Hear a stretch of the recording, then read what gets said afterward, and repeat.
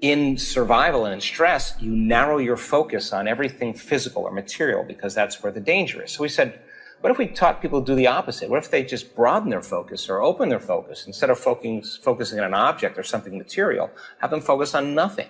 And the act of sensing space and opening their awareness begins to slow their brainwaves down into very coherent, orderly brainwave patterns. In other words, the brain starts to synchronize.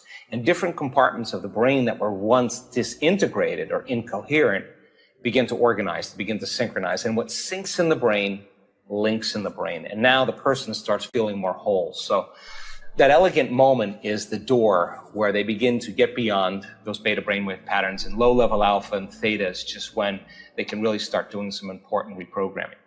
And so essentially what you're saying is through your formula that you're basically retraining people to live in that theta state consciously during their waking life. No, I would say that there's nothing wrong with your analytical mind. Like, I love my analytical mind. If I'm navigating ethically in my life, if I'm learning something new, I got to weigh what I know against what I don't know. I got to build a model of understanding. The analytical mind is a healthy thing for us. I mean, that what makes us decide if we believe in a television commercial or not, or what we should believe in. So the analytical mind is a filter, so it's healthy. But when the brain goes into the high beta states, it's really difficult to change, because in high beta, you're separate from the operating system. So then when you begin to make changes and you begin to create, all you want to be able to do is open that door and be able to do it properly so that you can slip past it and reprogram. Then you come back and you can vacillate between beta and alpha. In other words, I watch in my audiences when I'm teaching people, I'm talking and they're listening and they're present and they're in beta, and then all of a sudden they stop and they turn their head and they get glazy and they move into trance. And all of a sudden they're just frozen and they're thinking about what I said and they're freezing an image in their brain and they're moving from beta to alpha. And they're consolidating that information as a hologram neurologically in their brain. That's how we learn. Alpha allows us to pause enough to freeze the picture in our inner world. But if you're in high beta, it's not a time to learn. It's not a time to communicate. It's not a time to meditate. It's time to run, fight, and hide. And so most people then think that when they're living by the arousal of the stress hormones, that they have no control over how they think and feel. And what we do is we teach people that they do, that they can self-regulate, that there are ways for them to practice that so that they don't spend the whole entire rest of the day in the same emotional state. Love it. And I think you already answered this in so many words, but I also think it's really important to highlight, when you were lying there and you were having the epiphany that there is the intelligence of the body, so it's getting out of its own way. And I think this is obviously, I know the answer, I think is going to be stress and everything you just covered. But essentially, what do you think the number one block to homeostasis is?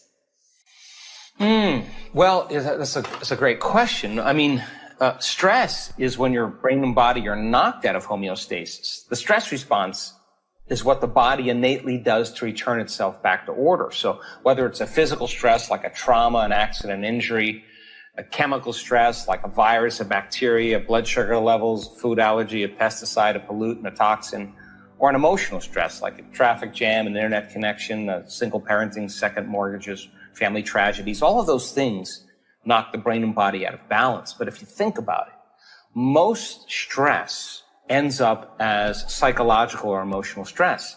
And 75 to 90% of every person that walks into a healthcare facility in the Western world walks in because of psychological and emotional stress.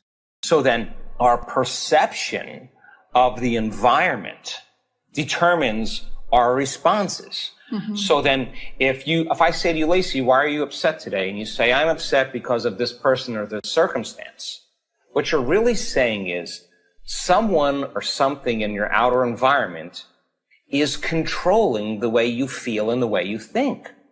Now, anything that controls us in terms of our feelings or our thinking, we're victims to our environment. So the person who's reacting to all the environmental cues is actually weakening their own immune response. They're weakening their autonomic nervous system, because if you're mobilizing all of this energy for some threat in your outer world, real or imagined, You have no energy in your inner world for growth and repair. So if you keep the stress response going for an extended period of time, no organism can live in emergency mode for that long, because what was once now the imbalance becomes the new balance.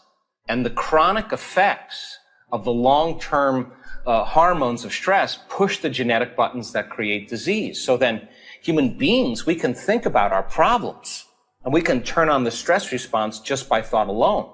So that when people start moving back into homeostasis, the side effect is that their pain levels go away, their food allergies disappear, they sleep better, they have less insomnia, they're happier, that's just by regulating your own homeostasis and emotional responses. And so in this community, and I think you got to talk to my friend Luke's story about all of this a little bit as well, but in this community, 5G, right? We keep hearing about 5G, blue lights, radiation. And I mean, you're practicing and teaching something that's mind over matter. For the person who's afraid of that or the towers going in, what are your thoughts on that? Because I feel like the code you've cracked is like above and beyond any worries with that. Well, this is a bottle of wine in a 2-hour conversation. But totally. I will tell you this. My interest is to teach people that they are the creators of their life and not the victims of their life. So a person who is in fear because of 5G or in fear because of viruses or in fear because of whatever the conditions are in the environment, then just by pure objectivity, their fear is actually weakening their ability to tolerate an environment. The fear is actually weakening the response to any condition in their environment, so they're more susceptible to their environment. But what we teach is, what if the way you think and feel begins to produce outcomes in your life? And if you change the way you think and feel, will it begin to produce effects in your outer world? And so the person then who wakes up every morning and says, okay, my personality creates my personal reality. And my personality is made up of how I think, how I act, and how I feel. So if I'm going to create a new personal reality, that means I got to change my personality. I can't stay the same person if I want to create a new life. So let me start thinking about what I've been thinking about and decide to become conscious of a lot of my unconscious thoughts. Let me examine how I speak, how I act. Let me look at the emotions that keep me connected to the past. And let me decide if these emotions belong in my future. So then, the act of observing those states of mind and body does something really amazing. It begins to separate you from the hardwired programs of thinking those thoughts over and over again, to become aware of those habituations of actions and responses emotionally. So then the moment you're observing those states, you're no longer those programs. You're an awareness observing them. Then if you said, what thoughts do I want to fire and wire in my brain? And the act of your attention with your intention begins to fire and wire new circuits. Installing hardware. Keep doing that enough times, and that hardware will become a software program, and that will be the new voice in your head that says, I can, it is possible. You said, how am I going to act with my children today? At work? How am I going to act? How am I going to behave one day in one lifetime? Well, how would greatness act? And you closed your eyes and began to rehearse who you were going to be when you open your eyes. The research on mental rehearsal shows that you can begin to install new circuits in your brain to look like you've already had the experience. Keep doing it, and the hardware will become a software program, and you'll start naturally acting that way. That's what mental rehearsal does. It makes the brain look like you've already had the experience. You're priming the brain for the future instead of the past.